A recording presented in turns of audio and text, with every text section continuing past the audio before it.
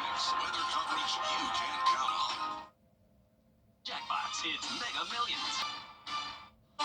It's a warm end to the month of February for us with high temperatures pushing the 80-degree mark. Lots of sunshine overall, but we will have a chance of rain on Thursday. I'll have all the details coming up. Right now on News Channel 6 at 11, a Burke County woman is now in custody for involuntary manslaughter. We'll have the latest on the investigation. And a new budget proposal in the Palmetto State and how it may impact education as News at 11 starts now. Live from Television Park, this is WJBF News Channel 6 at 11. Good evening, I'm Isabella Moody. Thank you for joining us. Coverage you can count on begins as a Burke County woman is behind bars tonight facing charges of involuntary manslaughter after a shooting on Sunday. The sheriff's office holding a press conference today to release more details on what led up to the deadly shooting. Deputies arrived at the 800 block of 4 Points Road on Sunday where a shooting happened around 5:45 a.m. Investigators found Telvin Osborne with a single gunshot wound to the chest. He was pronounced dead at the hospital. Telvin Osborne, a father, a son, worker with SRS, and it's just very tragic that he has lost his life in this manner. Investigators say the suspect is 25-year-old Hannah Cobb, who has children with Osborne. Investigators say an altercation between the two took place before the shooting occurred. Cobb was arrested Tuesday and is charged with felony involuntary manslaughter. Sheriff Williams says that alcohol was involved and they are not listing this as accidental. It's crucial to note that the investigation has not been classified as accidental, and the investigation remains ongoing. Within 48 hours, the sheriff's office was able to secure warrants and make an arrest in the case. Alfonso Williams also clearing up misinformation about the shooting. Important for us to clarify that at no point during the investigation was there any information about a person cleaning a weapon. The Sheriff's Office Criminal Investigation Division is still working to gather all facts and evidence. Sheriff Williams says there is a possibility that Cobb could face more charges as the investigation continues. We have currently some search warrants active where we are awaiting phone records and other information that may be germane to this case. Cobb remains behind bars at the Burke County Detention Center. And after 4 months, an Augusta commissioner is back attending meetings.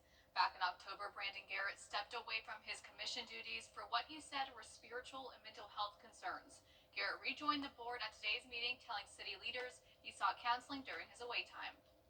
As a family, we spent the last 4 months in a remote faith-based residential counseling center in the wilderness of upstate New York. There, I learned how my sins not only affect every aspect of my relationships with my family and the world around us, but much more importantly with God. Garrett went on to ask commissioners for forgiveness and to move forward together.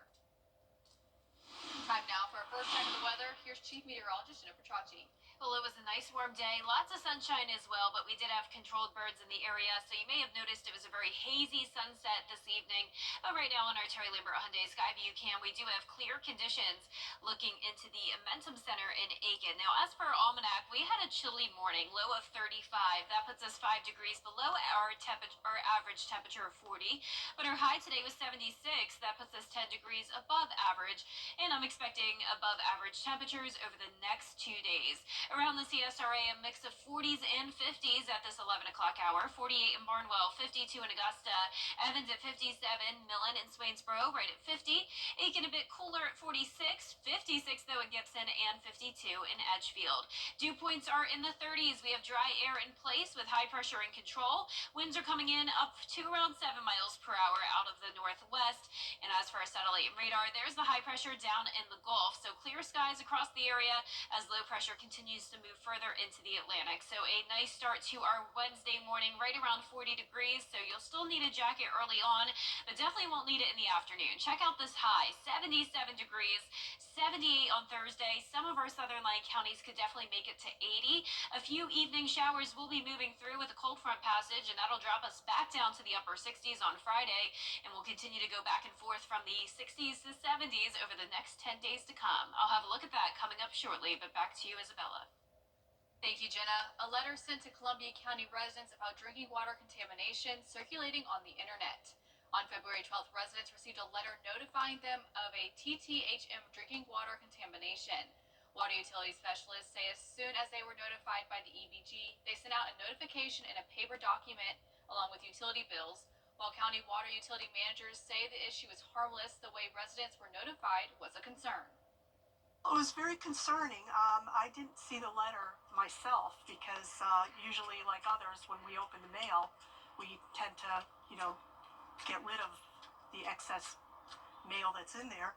But it was very concerning that it was letting us know that there was a TTHM violation. Another round of paper notifications will be going out in the next billing cycle. A new budget proposal in South Carolina's House of Representatives is not exactly what some people hoped for. Caroline Yaffa tells us how this could affect your child's education. One of Governor Henry McMaster's top priorities for this year's legislative session was raising teachers' starting salary to $50,000. But in the first proposal of the state budget, it is $1,500 short of his original goal. Last week, the House Ways and Means Committee released their 2025 through 26 fiscal year budget proposal. The proposition would move the starting teacher salary from $47,000 to $48,500, which is a 72% increase since 2017. In Governor McMaster's budget request at the beginning of session, he suggested raising the teacher starting salary, which would cost the state minimum of $200 million annually. Representative Neil Collins is a member on the House Ways and Means Committee.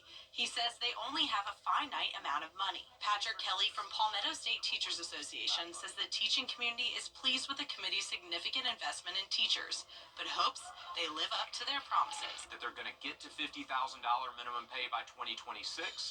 I think failure to deliver on that promise is what would really elicit both disappointment and anger. We have to sort of be a realist that we have other priorities in our state, and Hurricane Helene being one of those. In Columbia, Caroline Yaffa, WJBF News Channel 6. Senator John Ossoff is sounding the alarm on federal cuts when it comes to health care that could impact Georgia families. Senate Republicans blocked Senator Ossoff's amendment that would protect children and maternal health care through Medicaid. A new study shows 18 out of Georgia's 30 rural hospitals face the risk of closure. Senator Ossoff says these cuts will only make the situation worse and damage the health and safety of Georgians, putting kids, pregnant mothers, and seniors at risk. 2 out of 5 children in Georgia are covered by Medicaid. 70% of seniors in nursing homes are covered by Medicaid. Half of all births in Georgia are covered by Medicaid. If they destroy Medicaid, they're going to destroy health care for Georgians. Republican lawmakers in Congress are looking to cut $880 billion in costs through 2034, and for Georgia, that could be about $16 billion on the chopping block, cut Medicaid and peach care for kids. A big decision today for Augusta commissioners. The full commission voted to opt out of the floating homestead exemption. Under the exemption, property values on homes can only increase at the rate of inflation, but can negatively impact other property owners. Is greatly my concern because a lot of my constituents are not homeowners. Some of them may live in a house, but they don't own the house. There's a lot of renters in District 1 and District 2, and we need to make sure we're protecting them too. Those city leaders opted out of the exemption. They say they'll look at options to do a local version of the homestead exemption for homeowners. Coming up, the annual Giving Your Best Award ceremony was held tonight. We'll take you to the celebration after the forecast. And warm temperatures continue this week with mostly sunny skies. Just a few showers on Thursday, but a fantastic weekend. And then more unsettled weather as we go into next week. I'll have your full Viper 6 forecast right after this break.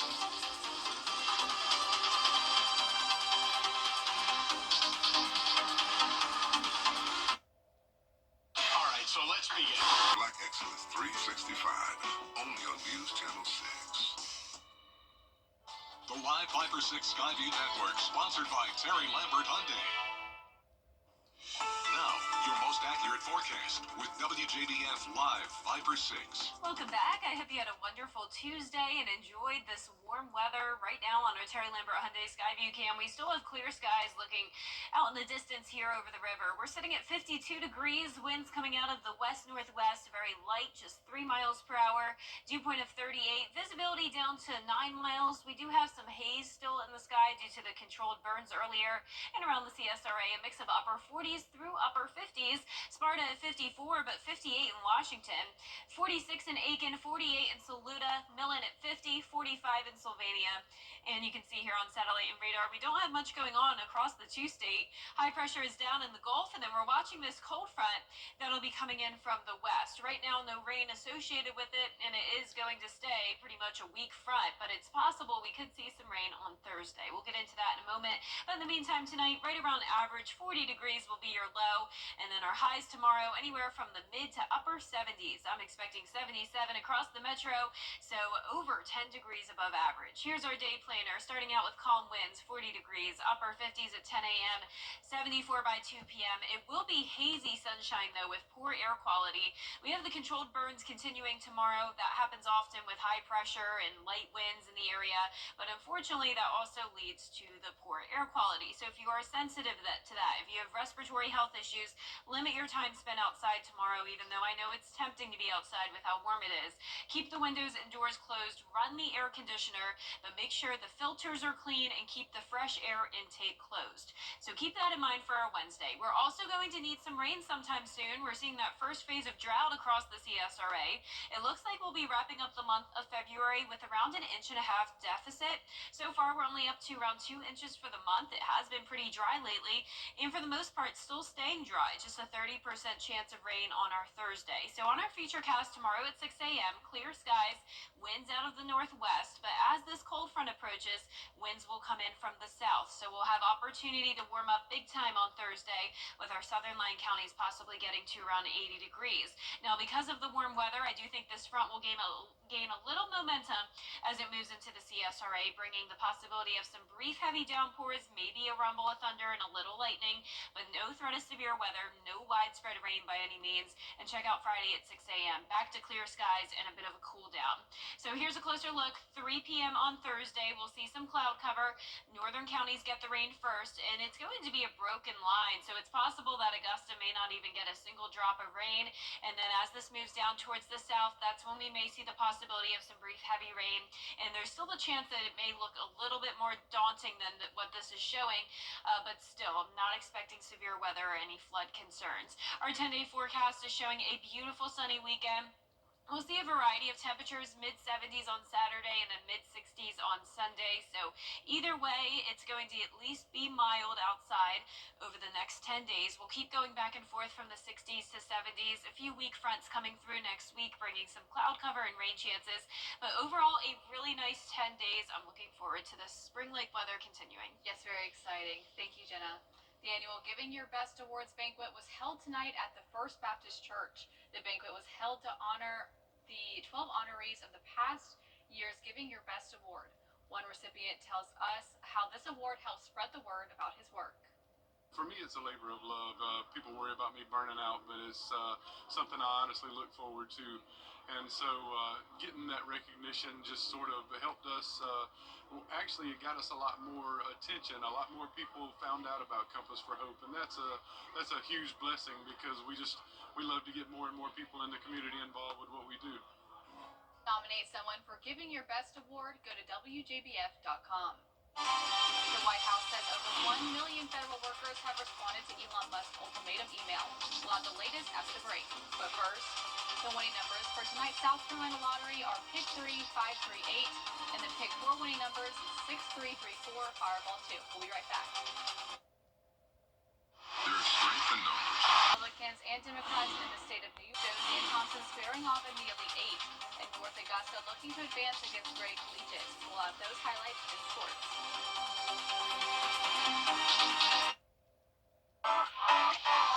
Budget building by Pinnacle Bank. At WJBF's Television Park Productions. Our mission is to provide local businesses with top quality video and digital content at an affordable price. With decades of experience, our award-winning creative team will guide you step by step through the creative process, resulting in a successful marketing message for your brand. Over the years, we've helped hundreds of local businesses expand their voice. Visit WJBF.com/creative to find out how we can do the same for you. The WJBF Live Viper 6 Skyview Network is sponsored by Terry Lambert Hyundai. Low prices, big selection, and committed to quality customer service. Now, WJBF sports coverage you can count on. The Elite Eight kicked off Tuesday night featuring Josie and Thompson and the North Augusta boys against Gray Collegiate. These two teams meeting for the fourth time this season. Josie and Thompson with a trip to the Final Four on the line. Another tight game as Keisha Anderson drives to the hoop and gets the layup, but then Thompson answers with a three from Tylasia Lattimore. The Bulldogs pushing the pace. Jada Kendrick dishes to Lattimore. They go up 37-36 in the fourth quarter, but the Lady Eagles answer with a corner three from Montana Jenkins. Josie gets the 48-43 win, moving on to the Final Four.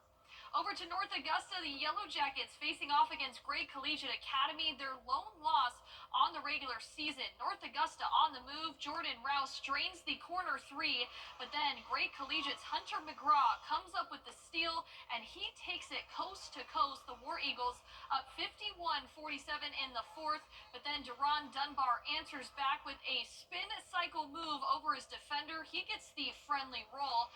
But then some drama to end the game. Gray Collegiate leads at 53-52, and with just seconds left, a common foul was called on North Augusta and a technical foul on Gray Collegiate for a player leaving the bench. But then Dunbar drains the free throw to force overtime. North Augusta wins it 66-56 to advance to the Final Four.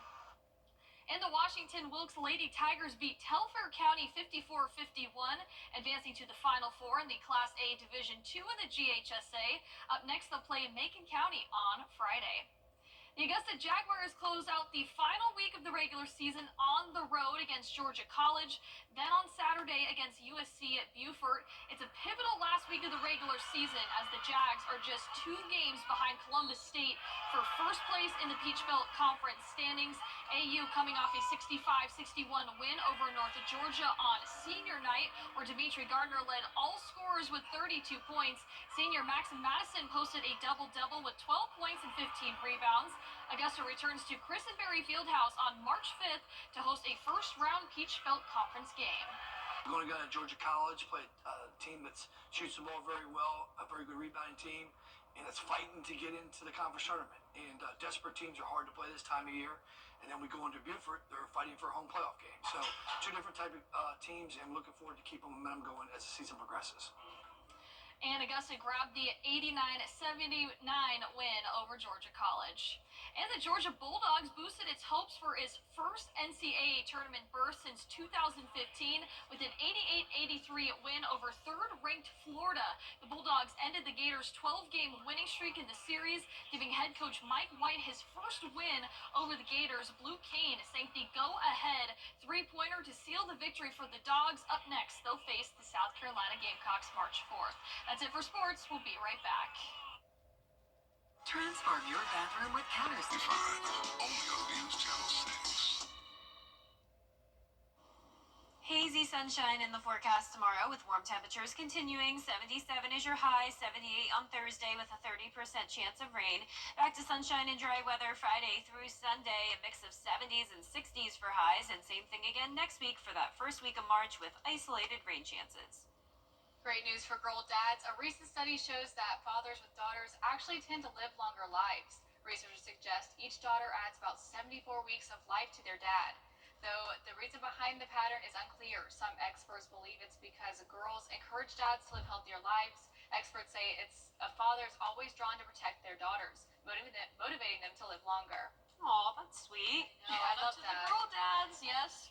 I hope that's true, but I feel like I stress my dad out. Oh, yeah. Well, do you guys have siblings as Yeah. well? Because I wonder how it works if you have, like, boys and girls. I know, right? Well, that's it for now. Our next news at 4:30 a.m. Have a good night.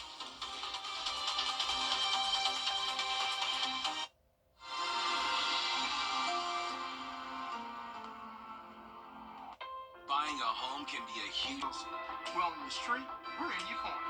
If you're a realtor, lender, or builder, join our partner network today. Choose Frales and Wilson. Big news. Interiors Market is merging with Weinberger's Furniture, and we are celebrating with a huge consolidation sale. And right now, save up to 50% off all of our Made in America furniture. Save on stylish sofas, elegant dining sets, and American-made mattresses. This is your chance to grab amazing deals as we combine our inventories. With up to 50% off, you can transform your home without breaking the bank. Can you save big at Weinberger's Made in America sale? Yes, you can. Bill O'Reilly on Quote.